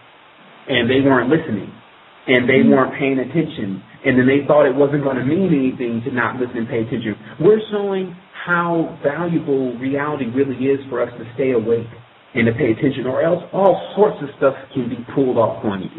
And it's like there's no buffer. There seems to be no buffer for that. So it's no use in people running around playing like the buffer should be there, and because it's not there, then it's not their fault. Especially when we're dialing into the lower world and finding out that it was not their fault either, but it doesn't stop them from being there. So that's when a person starts going from a girl to a woman, a boy to a man. When they start taking it as their responsibility to make sure that they don't end up there because they feel like someone owes something to them or something owes something to them. The only thing that the universe owed us is our life. And it gave that already, and that's all. And so now we can take it to this next level because it's so pitiful if we don't, especially being able to just read and write, just understanding reading and writing without getting programmed to the teeth. We're at that level now, but it's not happening for everyone. And just like saying in the Bible, not everyone will be going to heaven. Well, they're sure right about that. The fact is that not everyone will be going to the same place next, but everyone will be going somewhere. That's what we know about the thing about leaving Earth. It happens for everyone at a certain point. And so the fact is, invest in your soul.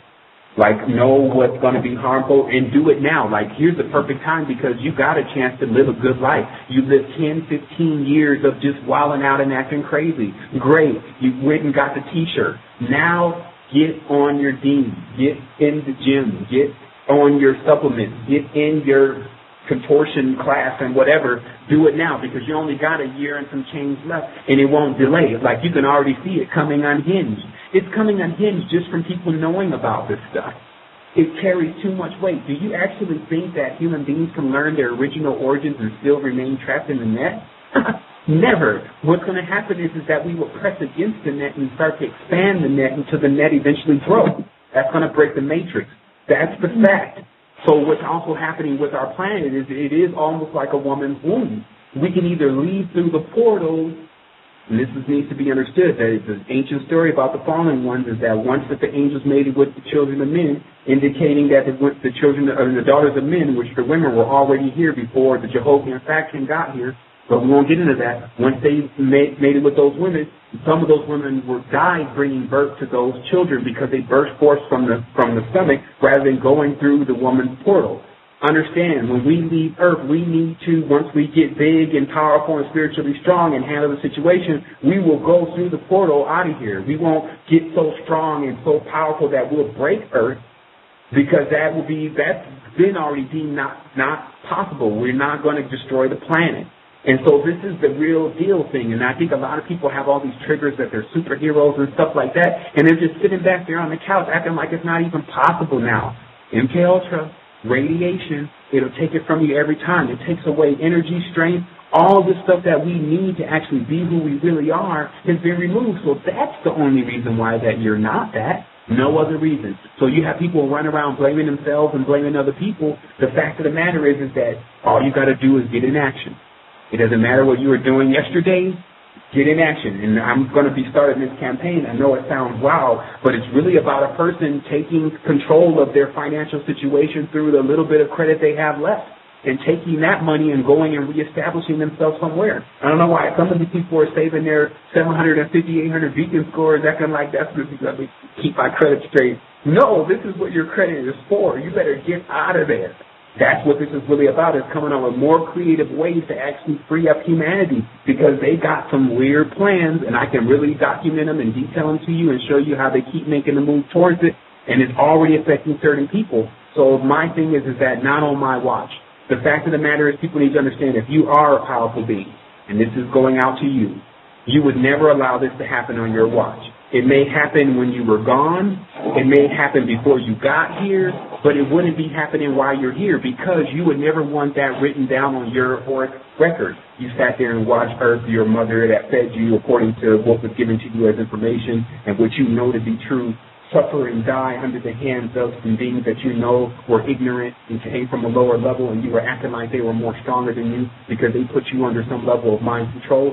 Man, come on, that's a sorry-ass story to have on your record. And as they say, even in the book, every deed is accounted. You damn right. So every deed that I'm about to do here for the reality to get it to a higher level is going to be accounted for. But don't have the thing don't account for you doing anything besides sitting back and not doing nothing in the first great time of need. There's no other time of need except for the one that's happening right now. And that's why I'm asking people to land their ship.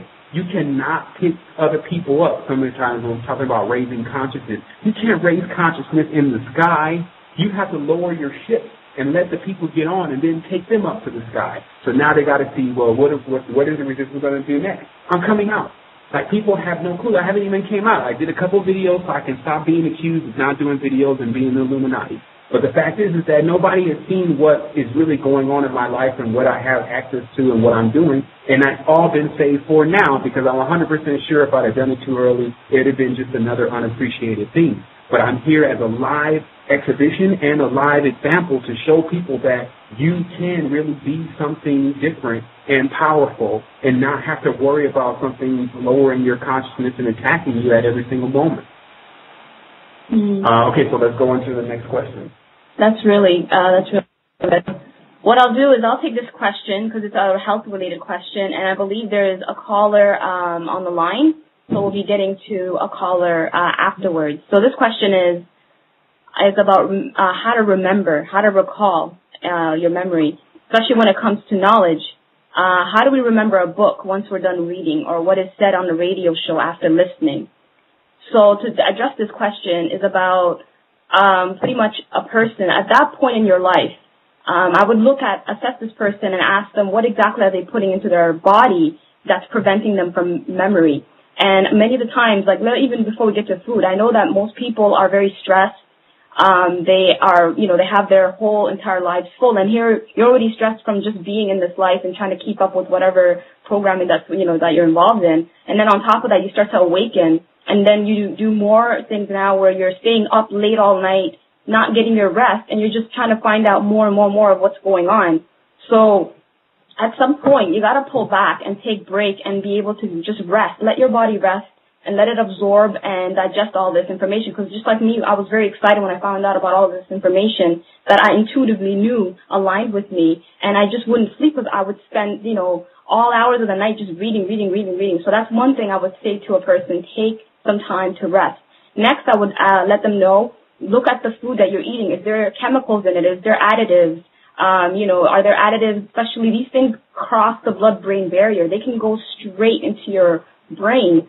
And there's a barrier that the body has. It's known as the blood-brain barrier where it protects you. But however, the additives, and this can be in your spices even, in artificial salt, in the sugar, another artificial sugar called aspartame, and that's like Splenda, things like that, or artificial, if you're drinking diet pops, things like that. Like, these are the things that prevent the brain from functioning. It really messes up your nervous system. So I would let people, tell them to supplement and also go after the seaweed, which contains DHA and omega-3. And DHA, you would find it in algae. And I won't even try to pronounce what DHA means, a really long word, but it sort of protects the membrane of the cell, of your cell, and it just sort of cushions it. And that's why you'll always be hearing, take your omega-3s, or when you're a child, they're telling you, well, take, cod liver oil, or take your oils, or go after the fish. Or what are the fish eating? They're eating algae.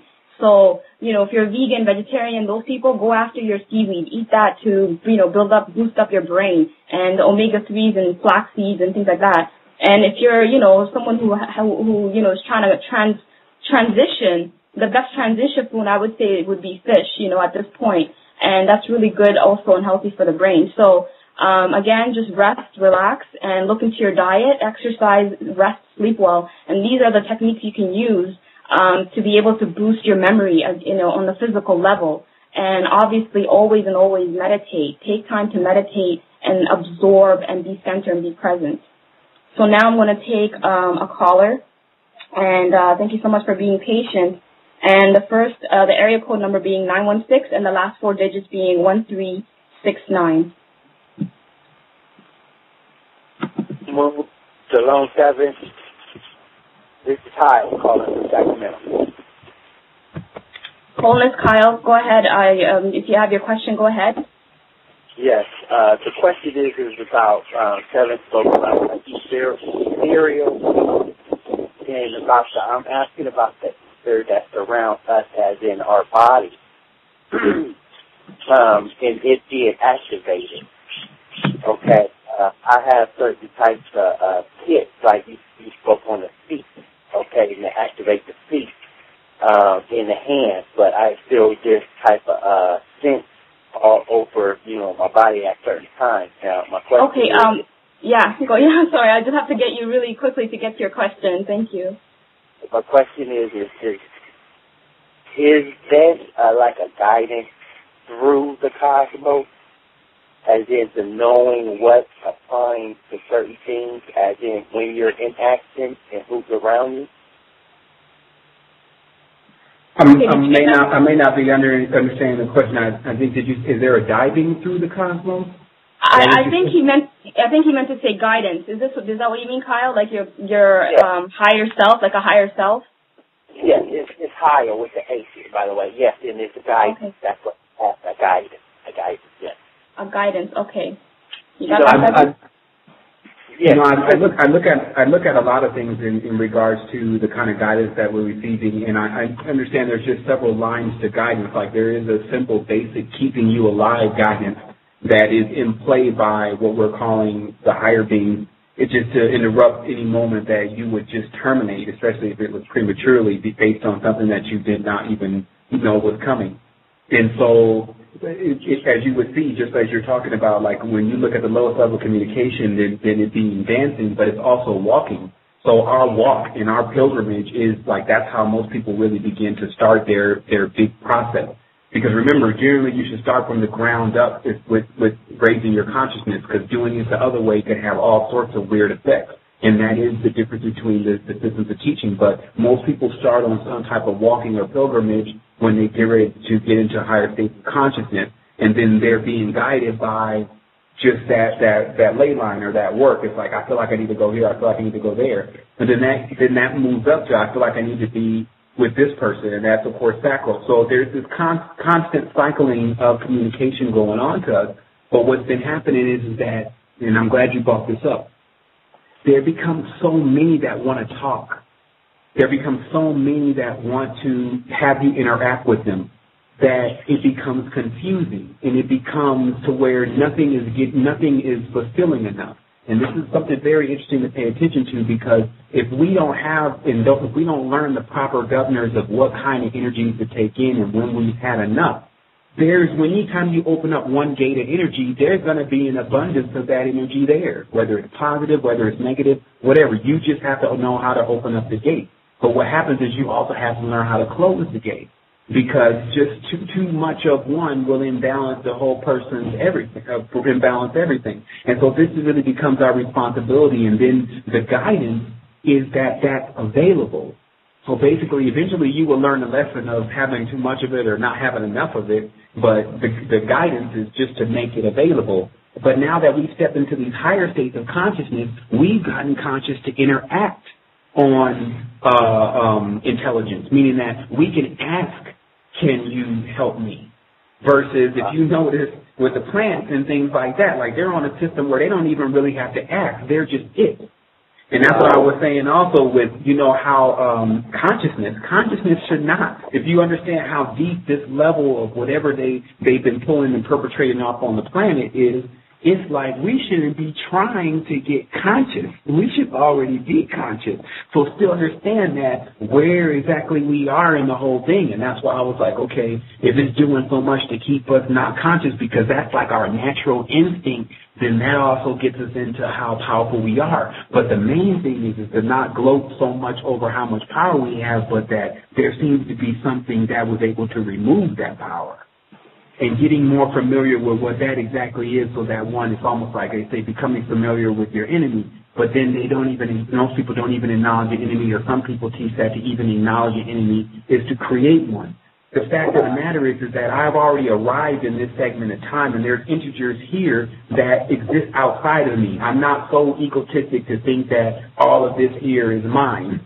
You see what I mean? So that means that there's certain things that exist outside of us, just like how you're your own separate person. If I came into your atmosphere and said, hey, you're going to do what I tell you to do, and you're going to be just like me from now on, you can also see exactly how that would be a negative experience.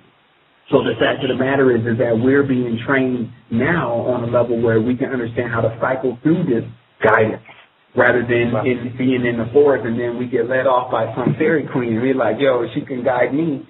Or we get led off by the, whoever, the little creature in the woods that wants to show you its whole land and everything. There's a part of this about what we're experiencing that always tells us, okay, you can't do this forever, though.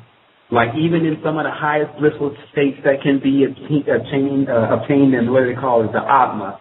And once you get to the highest state of the yogi, but you'll still see that even when you hit that, you can't remain there forever. And if you're built anywhere like most of the people that are built on this planet, the next thing you're going to be starting to think about is a mission. What can I do with this? Isn't that normally, and that really stops the high too. It's like, what can I really do with at least a part of this? I know I can't take people exactly here. They're going to have to go themselves. But how much of what I receive can I do something with? That's the completing of, I say, the ladder connect. Some people have prided themselves because they've collected a lot of money in life and they're straight, they're secure. But now what can you do with all of that? That's where the ladder actually connects. And so I believe this is just as different as the masculine and feminine side that connect to it. And so we're going to go ahead and take the next call. I'm really glad that you definitely called in to allow that portal to open up for some more of that communication. Thank you so much, Kyle. Wholeness, brother. Thank you. Shalom. 07. The next caller is area code 786-5170. I'm just going to ask the callers to just go directly to your questions because we're about, I think, 6 minutes left of the show. Actually, I just lost that call. Okay, I'll try this next caller. It's area code 404, and the last number is 9708. Okay, peace and greetings. Hold this, brother. How you doing? How you doing? You're on the Esoteric Radio calling from Atlanta. That's right. I'm going to drop a few seeds, and I just want you to nurture them.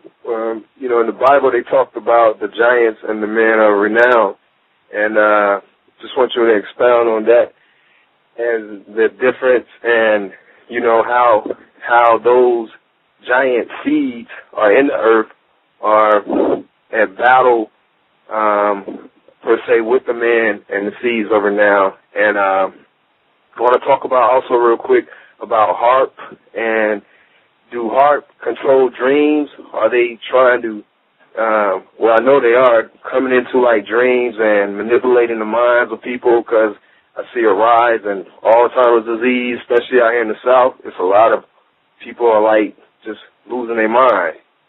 And okay, let me get right on those questions, brother, because they're very expansive. How much time do we have left? We have 5 minutes. Yeah, about 5 minutes. Yeah. Okay, so what I'll do is I'm gonna go ahead and take out the show. Thanks, brother, for calling in. I just want to say wholeness and balance vibration to everyone. We're going to just go ahead and answer this question until the clock runs completely down, because it is a very expansive question, but very important. What one needs to understand is that there was a battle going on within the stars, and that battle was taking place with several of the what we're calling constellations. And I may need you to mute his line, so that his echo goes down. Yep, the line's muted. Yep. Okay. So basically what this was about is that remember that the ones that they're calling the serpent or took grotesque form were not like that before they got turned into that. And we know them now as the dinosaurs. That's why Tyrannosaurus is called Rex or the king or Rex Mundi, because they even know how to take the dinosaur bone and to bring back the energy of these ancient Nephilim or giants. They just had large spirits. So what happened is that there was a large faction that fought on the side of what I just give the term as High Father. It's like if you could think of the positive level of all of the sons combined, that would be that faction. And there was one small faction that decided that they wanted to mainly procreate, because the fact of the matter was that all that was existing within this empire of Orion, we can also call it, but it's still more expansive. It gets into Rigel, it gets into Betelgeuse, it gets into Aldebaran. It's way beyond just the star that we see in the sky that's above Egypt. In fact, that was just one faction of the giants. So what happened is that through a battle that took place, these beings were sent here to actually escape here to Earth. They were not sent here. They were running from this force that we're calling the good angels. And they came to Earth and immediately took Earth hostage. So the situation, how it's written in the Bible, because remember, the Bible is written by the perpetrator. It's written by the being that actually did this to the Earth and made it, collapsed it, and caused when they crashed into it for it to be split. They did all of that. And that first gesture is just like the serpent, which actually corresponds to the man's penis, entering into the womb and splitting the womb from its pristine state, which was first graciously virgin. So, but there were still things living in there. They were just all perfect. So once basically the splashdown happened, there was a seed impregnated into the planet. So immediately what you would see is that something began to grow, and that is known as Saturn.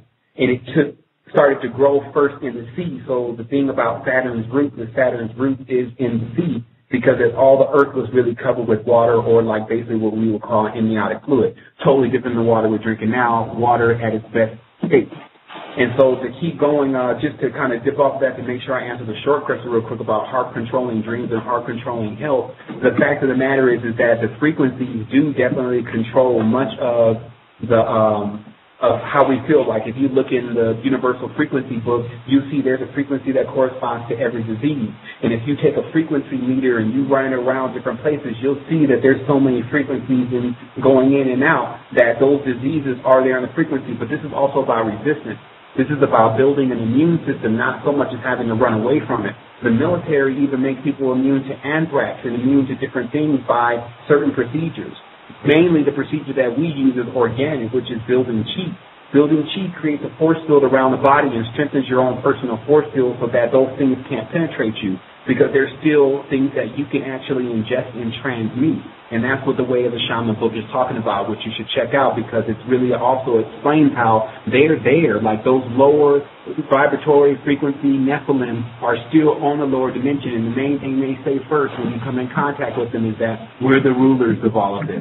But for those that read the book of Sea, that they say that all the time. They're not the rulers of nothing but that lower plane that they're trying to get everyone stuck on. And so become immune, boost up the chi, understand how powerful you are, beat on your chest a little bit, and the fact of the matter is that energy and everything will begin to be restored to you, because there's nothing that can really stop you. Now on the lower level, everyone still remember, the reason why the frequency is so low on the dimension is because the controller's frequency is low. Once you raise your frequency up, they can't do anything about you anyway, because they can't even do anything about anything that's on a higher frequency than them. But that also takes a lot of humbleness to understand what frequency you're really on, so you know where you're starting. Like I had no problem with saying I'm the dirt, and I need to turn myself into gold. That's the alchemical transmutation. So again, I wanted to take everyone from calling in. Maybe we can get more into the Nephilim and the Rephaim and the Igigi and the rest of the ones that landed onto Earth in another show, especially since we haven't talked about that stuff. But I want to thank my co-host Luna also. Yeah, thank you so much, Sevan, and I just want to thank everyone for tuning in. It's always great connecting and being present with everyone, and just want to say wholeness and balanced vibrations to you all. All right, you got 10 seconds, Sevan, if you wanted to say anything else. Oh, that's pretty much it for me. I mean, I always have something to say. Also, the new book's coming out, Decipher It. take a look out for that. It's definitely, I don't want to announce it yet because I'm still working on some stuff, but it's coming, just so you know. Check that out. All right, everyone. Have a great day.